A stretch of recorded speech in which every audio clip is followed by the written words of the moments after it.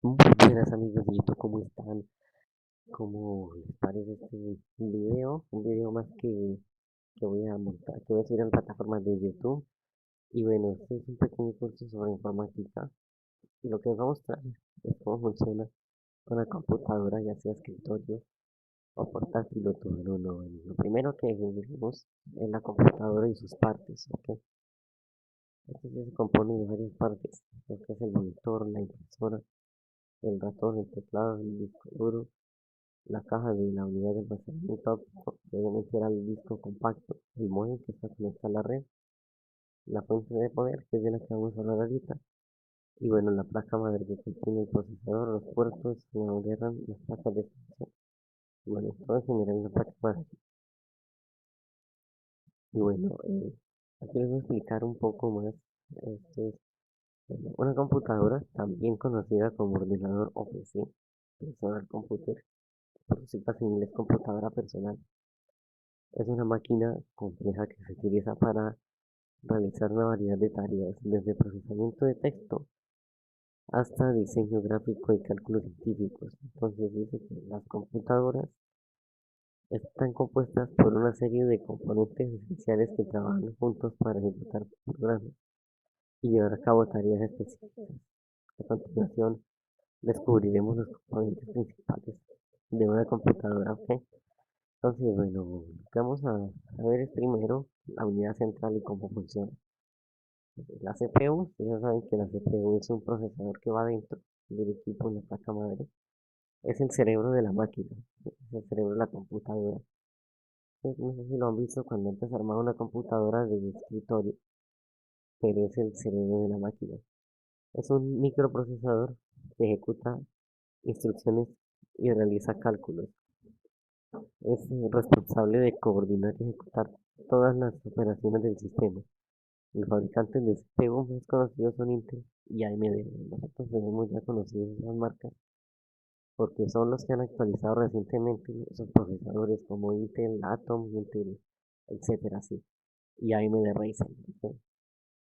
Como segundo punto tenemos lo que es la memoria RAM. ¿Qué significa RAM? Significa Random Access Memory, o sea, memoria de acceso random, acceso de caché.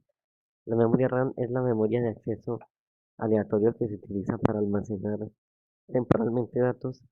El programa son esos archivos temporales que se almacenan. Si ustedes lo han visto al cacharrear, no sé si lo han visto, no sé si lo han hecho, pero lo han visto muchas veces al cacharrear el equipo, que se guardan unos archivos temporales, esos son los que se guardan en la memoria RAM. Y cuanta más memoria RAM tenga una computadora, pues más rápido y más eficiente será la ejecución de tareas. Y esto les digo porque más archivos se guardan y pues más capacidad tendrán en, en la memoria de acceso random. Es una placa conectada a la placa base. Ustedes la han visto cuando desarmaron una computadora, no sé si la hayan visto. Entonces, como tercer punto tenemos el disco duro, que puede ser HDD, que significa disco duro mecánico, o unidad de estado sólido, por sus siglas en inglés SSD, significa disco duro sólido. ¿Ok? Entonces, estos son los dispositivos de almacenamiento, como ustedes lo han visto. No sé si han desarmado alguna vez una computadora de escritorio.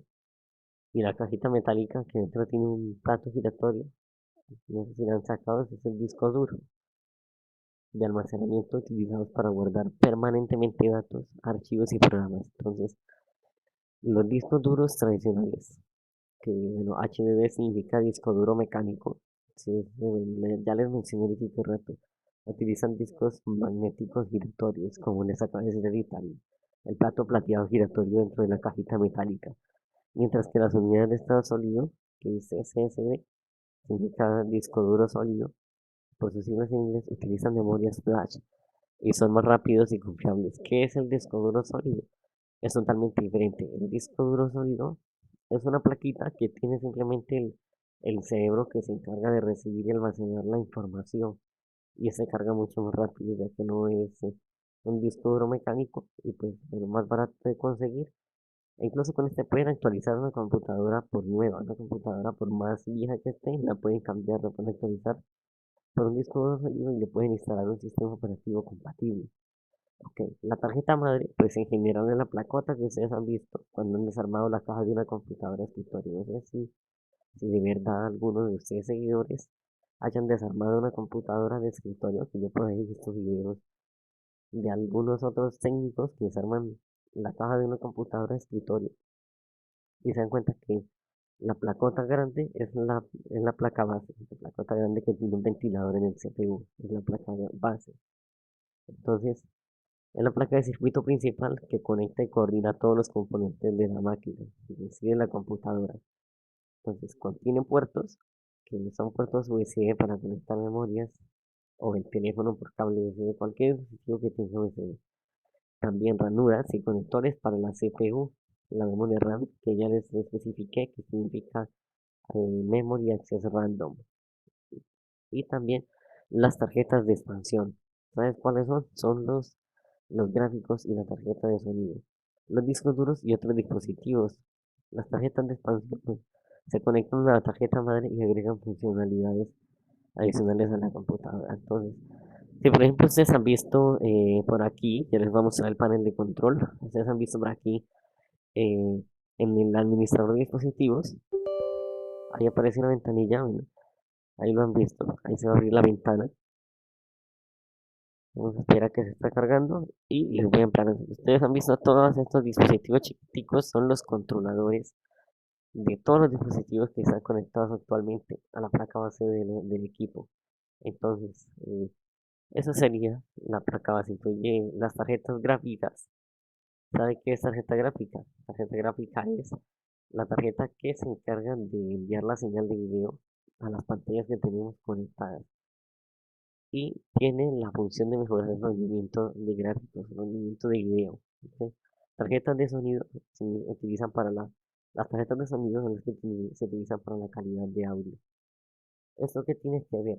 Esto significa que la tarjeta de sonido es la que recibe una señal magnética de la placa base y envía una señal de audio a los altavoces que actualmente tenemos conectados a la salida. Y la tarjeta de red, pues es una tarjeta, hagan de cuenta la plaquita Wi-Fi que hay en el portátil, pero bueno, la puede tener también en el escritorio, la plaquita de red. Esa se llama la tarjeta de red para la conectividad. ¿Qué es lo que hace esta tarjeta? Lo que hace es recibir la señal que estamos emitiendo desde un enrutador de conexión inalámbrica y podernos conectar al internet. ¿De qué manera? Actualmente ya nos va a pedir la contraseña que hemos configurado en el enrutador. Nosotros vamos a ingresar la contraseña, así como la tenemos aquí, y vamos a conectar a la red y ya podemos tener internet. Como es este punto, y bueno, es un poquito largo, pero tenemos la fuente de alimentación. No sé si ustedes hayan visto al desarmar la caja de una computadora, pero la fuente de alimentación es esa cajita metálica que tiene de la parte trasera hacia arriba en la caja del equipo. Ok, la fuente de alimentación es un componente esencial en numerosos dispositivos electrónicos y sistemas eléctricos. ¿Ok? Ahí les voy a explicar su función. Si muchos se han preguntado cómo funciona, les voy a explicar un poquito. Bueno, aquí en el curso les voy a explicar su función. Y esto es función principal. ¿Ok? Su función principal es proporcionar la energía eléctrica. Si saben que la energía eléctrica es la energía que nosotros tenemos en la residencia o en la oficina. Es proporcionar la energía eléctrica necesaria para que estos dispositivos funcionen de manera adecuada y segura. Ok, eso es la función que cumple, aunque a menudo pasa desapercibida para la mayoría de personas, o sea, nosotros los usuarios de PCs, y no solamente, sino que desapercibida es que no importarles para qué funciona, pero los técnicos recomendamos que sí se debe importar para que funcione la fuente de poder. Entonces, su importancia es innegable. Es precisamente lo que estábamos hablando ahorita, innegable es que no se puede negar, ya que sin una fuente de alimentación adecuada, la mayoría de los dispositivos electrónicos no podrían operar. Entonces, las fuentes de alimentación vienen en diversas formas y tamaños, cada una diseñada para satisfacer las necesidades específicas de los dispositivos que alimentan. Entonces, bueno, cada una viene con su diseño propio. Entonces, entre las más comunes se encuentran fuentes de alimentación lineales y las fuentes de alimentación conmutadas. Entonces, muchos van a preguntar qué son las fuentes de alimentación lineales y más adelante veremos qué son las fuentes de alimentación conmutadas. Primero que todo, vamos a ver la sección de las fuentes de alimentación lineales. Esto tiene mucho que ver con la fuente de alimentación que tiene nuestro equipo. Por ejemplo, las fuentes de alimentación lineales son un tipo de tradicional. Convierte la tensión de entrada, si saben qué es la tensión de entrada. La tensión de entrada es el voltaje, la energía que nosotros tenemos, bien sea en la residencia o en la instalación eléctrica de la oficina. Ok, entonces cuando nosotros conectamos el cable de entrada de tensión en la caja de la luz, bien sea en nuestra residencia o en la oficina, ahí van a entrar 125 voltios, que es lo que conduce el circuito eléctrico de toda la estancia. ¿Ok? Y esta tensión eh, se convierte en tensión de salida constante mediante el uso de componentes. Como por ejemplo, no sé si ustedes hayan desarmado y checado por dentro una fuente de alimentación de este tipo, que es tradicional, de este tipo que es fuente de alimentación lineal. No sé si ustedes la hayan desarmado y la hayan checado el interior. En la placa que tiene, que es el circuito electrónico, hay transformadores. No sé si ustedes lo hayan visto, hay un transformador electrónico. Y también reguladores de voltaje, como son los transistores, que ustedes han visto al pie del transformador, no sé si ustedes lo hayan checado muy bien, pero estos son los que regulan el voltaje. Aunque son simples y confiables, tienden a ser muy eficientes. Aquí les vamos a mostrar una computadora de escritorio desarmada. Entonces voy a digitar, bueno, perdón que se me fue una P más, una letra de más. Les voy a digitar la búsqueda. Ahí está.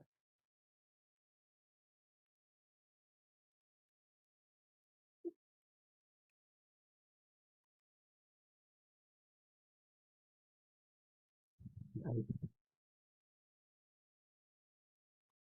Aquí les voy a mostrar desarmada la computadora. Aquí vamos a ver una serie de imágenes, bueno, y aquí les voy a mostrar en paralelo una imagen. Bueno, esta es la cajita que yo les estoy explicando que es la fuente de alimentación. En este caso, pues podría ser una fuente de alimentación lineal o conmutada. Entonces, aquí, esta es una imagen que tomó otro técnico que desarmó una computadora de escritorio. No sé si ustedes la han visto, pero esto es lo que incluye dentro. Esta es la fuente de alimentación de una computadora. Y esta otra cajita, ven, que viene en la otra imagen, es el disco duro. Ok, esta es la cajita que van a ver dentro. No sé si ustedes hayan desarmado alguna vez una computadora de escritorio de esta manera, pero eh, no sé, para limpiarla o para hacerle mantenimiento o repararle cualquier falla que tenga del hardware o el software, no sé, cualquier falla que ustedes la hayan visto y la hayan desarmado. Pero bueno, puede ser casos similares, que haya pasado algo en la computadora y usted la hayan tenido que desmontar para poder hacer dicha reparación. Pero bueno, aquí les mostré un poquito la fuente de alimentación de la computadora, que por aquí estaba arriba. No sé si se me perdió, pero por aquí está. Aquí hay otra que está desarmada. Y esto es la placa base, esto que ustedes están viendo aquí, esto verde es la placa base de la computadora, o la placa madre, la placota que hay dentro de la caja de la máquina. Entonces, no sé si ustedes lo hayan visto muy bien, pero aquí se ve más clara la cajita aquí se ve más clara la función. Esta es la fuente de poder, esa cajita que se mira ahí. Aquí se ve un poquito más clara. Y bueno, esto es la cajita de la fuente de poder, no sé si ustedes lo hayan visto. Y de la que les estoy hablando. Entonces, les voy a continuar hablando de lo que es la fuente de alimentación. Ya saben que son tipo tradicional, la que es lineal, entonces, aunque son simples y complejas, bueno, ya les expliqué esta parte. Ahora vamos a ver qué son las fuentes de alimentación conmutadas. Bueno, las fuentes de alimentación lineales tienden a ser menos eficientes y más pesadas en comparación con las fuentes de alimentación conmutadas. Por ejemplo, si ustedes han desarrollado una computadora, que no sé si lo hayan hecho, y han sacado esta cajita y notan que es un poquito pesada, esas son las fuentes de alimentación lineal. ¿Ok? Es un poquito pesada porque el transformador es un poquito grande y por eso es de alimentación lineal. Ahora vamos a ver qué son las fuentes de alimentación conmutadas. Por otro lado, son más modernas y eficientes. ¿Eso qué quiere decir? Que son más recientes en cuanto a actualizaciones.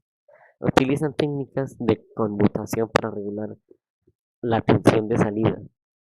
Entonces, lo que las hace más ligeras, más ligeras, perdón que me equivoque, lo que las hace más ligeras y compactas, además, su eficiencia es significativamente mayor, lo que las hace ideales para dispositivos portátiles y sistemas que requieran un consumo de energía eficiente. Es todos estos que son menos pesadas, son más modernos. La tensión de entrada en una fuente de alimentación puede variar dependiendo de la región y las normativas locales. Por ejemplo, en América del Norte la tensión de línea estándar es de 120 voltios. No sé si ustedes lo hayan medido con un testero multímetro, o también llamado polímetro. Pero bueno, en la región mía, la región de aquí, que es Colombia, son 125 voltios de energía alterna. Son voltios de corriente alterna. No sé si lo hayan visto. Y la frecuencia son 60 vueltas por segundo. Eso que ustedes ven en la etiqueta o placa de la parte de atrás de la máquina, que dice 50 a 60 Hz, esa es la frecuencia. Las vueltas que da por segundo la energía. 50 a 60 vueltas. En este caso da 60 vueltas por segundo. Entonces, mientras que en Europa es de 230 voltios, bueno, es una tensión un poco más alta. Es por esto que en Europa vienen diseñadas de más alta capacidad.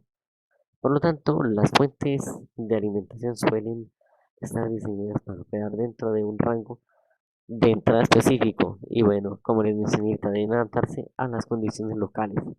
Otro aspecto importante de las fuentes de alimentación, de lo que les acabo de explicar, es su capacidad para proporcionar una corriente continua y estable. ¿Ok? ¿Cuál es la capacidad? Por ejemplo, hay cables que no sé si ustedes lo hayan visto, aquí está el código de colores. Los amarillos son los que conducen a 12 voltios, son los que conectan componentes que trabajan a 12 voltios. No sé si ustedes lo hayan visto bien. El cable rojo es el que trabaja a 5 voltios, por decirlo así. O sea, bueno, no es por decirlo, es en serio. Es de verdad, el cable rojo trabaja a 5 voltios. Y tenemos un cable naranja que trabaja con 3 voltios. Ya los demás cables tenemos lo que es un cable azul que podría ser, bueno, podría variar dependiendo la fuente de poder. El negro ya sería el GND o la masa, bueno, o el negativo, como se lo conozca. Tenemos el cable verde, que es el que al encender nosotros la máquina, hace la continuidad de la placa base con el cable de la masa y enciende la fuente de alimentación. No sé si ustedes hayan hecho esta operación, no sé si ustedes hayan quitado la fuente de alimentación de un equipo y la hayan encendido de esta manera, haciendo puente del cable verde con el negativo, y se dan cuenta que la fuente de poder se enciende al conectarla a la caja de la luz. No sé si ustedes lo hayan hecho, pero yo sí alguna vez lo hice. Yo lo hice incluso en un video que anteriormente subí a YouTube. Ahí lo hice y por ahí está el video. Y la fuente se enciende. Entonces, eh, los dispositivos electrónicos, en su mayoría, requieren una tensión constante y una corriente estable para funcionar correctamente y evitar daños. ¿Ok? ¿Por qué pasa esto? Porque si nosotros le llegamos a meter más del voltaje que requiere, el transformador se va a sobrecalentar y posiblemente se puede estallar. Es porque está llegando demasiado voltaje. Entonces, las fuentes de alimentación incorporan circuitos de regulación para garantizar que la tensión y la corriente de salida se mantengan dentro de los límites específicos, como les acabo de mencionar ahorita sobre la placa que tiene dentro. Esta tiene lo que es un transformador y un grupo puede ser de 6 o de 8 transistores a los lados, que son los que regulan el voltaje, lo que es crucial para la seguridad y la vida útil de los dispositivos. No sé si ustedes lo hayan leído al comprar un dispositivo, pero tiene una vida útil. En el caso de dispositivos más avanzados y sensibles, bueno, como son computadoras y equipos médicos, las fuentes de alimentación también desempeñan un papel crítico, ¿ok?, en la protección contra sobretensiones. Pero bueno, esto no es de todo una protección. No sé si ustedes han visto el aparatico que se conecta a la caja de la luz, que es el protector contra sobrevoltaje. Este es el que mayormente se utiliza para evitar que una sobretensión o altibajo en la luz nos malogre los componentes de la máquina. o también un cortocircuito, como lo vemos aquí, sobre tensiones y cortocircuitos.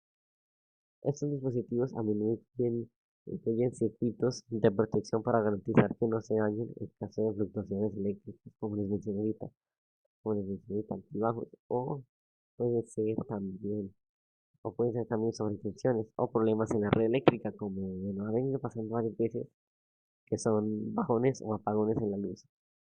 Además de las aplicaciones en dispositivos electrónicos de consumo, eh, las fuentes de alimentación también son esenciales en sistemas industriales y de telecomunicaciones, donde la confiabilidad y la redundancia la redundancia son fundamentales.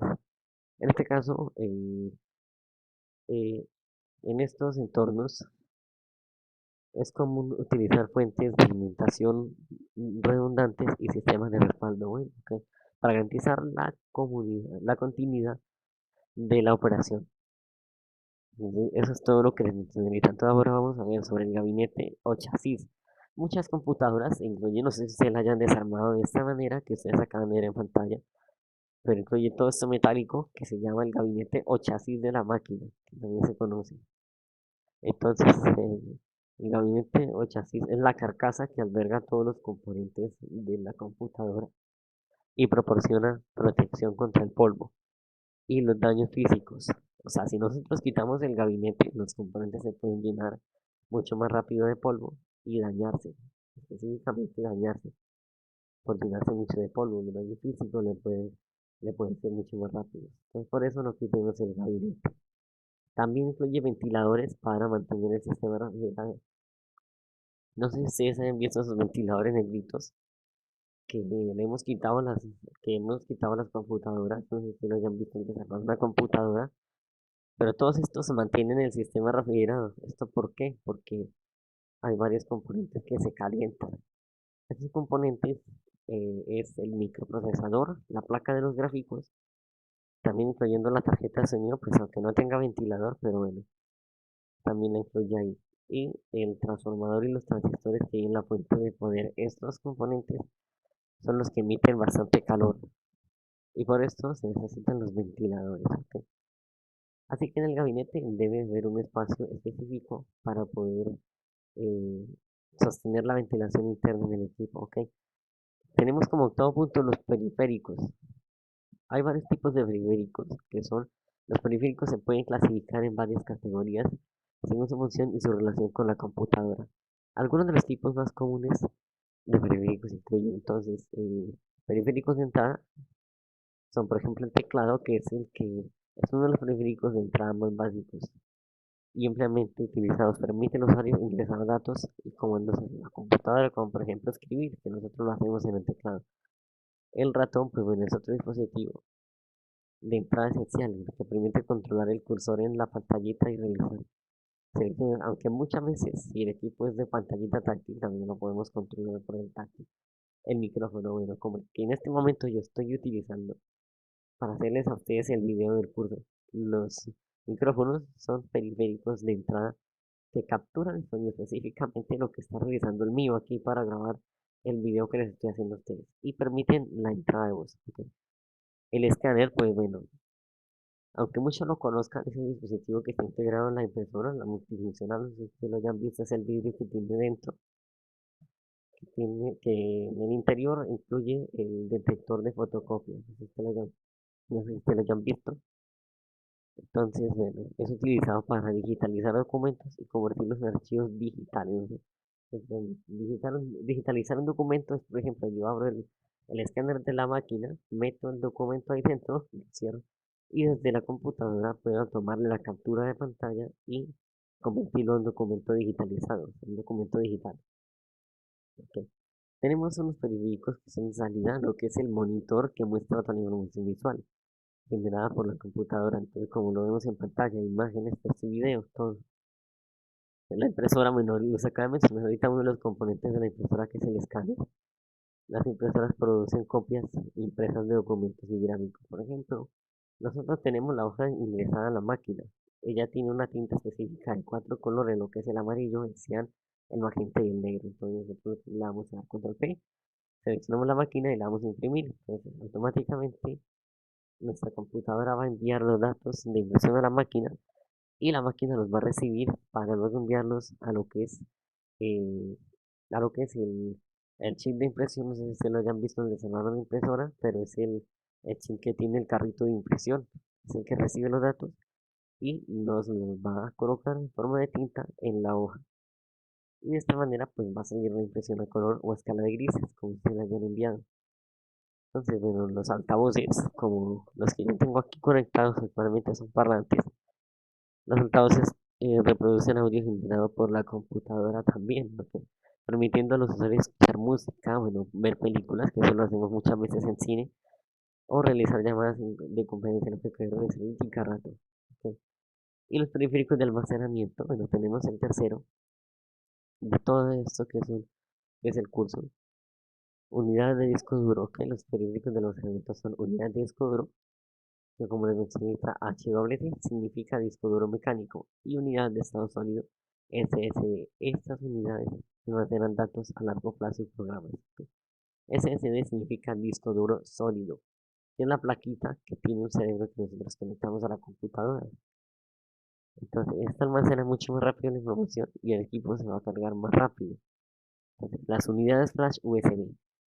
Entonces, nosotros, por ejemplo, tenemos un pendrive USB que lo queremos conectar a un puerto disponible y el aparato nos lo va a detectar inmediatamente como un disco extraíble, como un disco extraíble con la letra F.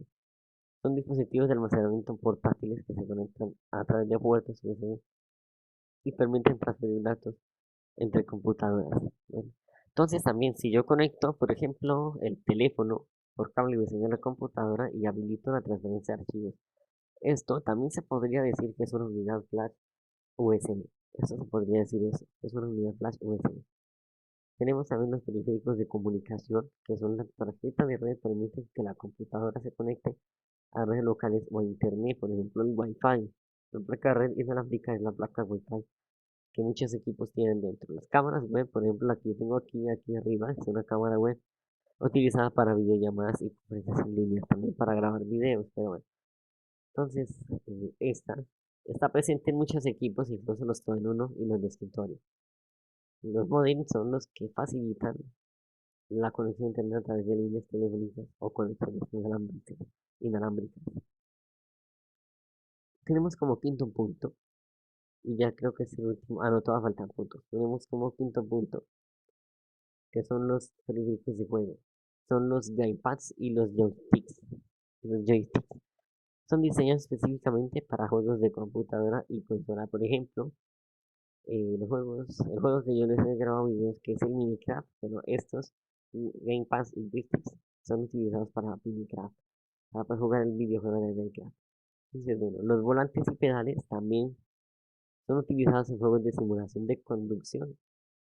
¿Qué es eso? Eso es un juego que nosotros abrimos en el equipo que está simulando que nosotros estamos conduciendo, por ejemplo, un coche, o un camión de pasajeros, o una tractomula, etcétera, cualquiera de todos los vehículos que nosotros queremos aprender a conducir. Entonces, estos periféricos que se conectan al equipo, bien sea por USB o por cualquiera de los puertos, y la máquina los va a detectar como periféricos de juego. ¿Ok? Los auriculares gaming, como ustedes lo hayan visto, proporcionan una experiencia de audio inmersiva en juegos. Por ejemplo, como los que yo tengo, los que compré hace poquito son auriculares gaming, son auriculares gaming. Son estos que proporcionan el audio inmersiva en juegos, una experiencia de audio inmersiva en juegos, ¿ok? Importancia de los periféricos. Los periféricos son esenciales para mejorar la experiencia del usuario y aumentar la productividad en diversas áreas. Por ejemplo, bueno, los periféricos de entrada, como el teclado y ratón, y tales funcionalidades que son cruciales para la navegación y la entrada de datos, lo que permite a los usuarios interactuar de manera efectiva con las computadoras. ¿Ok? Tanto los periféricos de salida como los monitores y las impresoras permiten a los usuarios ver información y compartir documentos de manera tangible. ¿Ok? Y todo esto así son periféricos. Los periféricos de almacenamiento son vitales para respaldar y acceder a datos importantes garantizando su integridad y disponibilidad. ¿Ok? Entonces, los periféricos de comunicación, como las cámaras web, han adquirido una importancia creciente en la era de las videoconferencias, bueno, como las que yo he hecho, y las comunicaciones en línea. Entonces, los periféricos de juego brindan entretenimiento y diversión, y son necesarios para los juegos hábiles. Entonces, bueno, tenemos como noveno punto el sistema operativo, que es todo en general, todo lo que se instalaba en el equipo, en general todo el software principal. Entonces, el sistema operativo es el software que controla y gestiona todos los recursos de la computadora. Ejemplos de sistemas operativos populares son, por ejemplo, Microsoft Windows, como el que yo tengo instalado en mi computadora en este caso. También puede ser Mac OS, que son las computadoras de Apple, y Linux. En el décimo punto tenemos el software, que es lo que les especifica el software. Es el conjunto de programas y aplicaciones que se ejecutan en la computadora para realizar tareas específicas. Entonces, pueden incluir software de productividad, software de entretenimiento, software de diseño y mucho más. Entonces, en resumen, una computadora es una máquina compleja que consta de una variedad de componentes esenciales que trabajan juntos para proporcionar la funcionalidad que los usuarios necesitan en su vida diaria y en el trabajo, que como lo que yo, por ejemplo, tengo en el trabajo.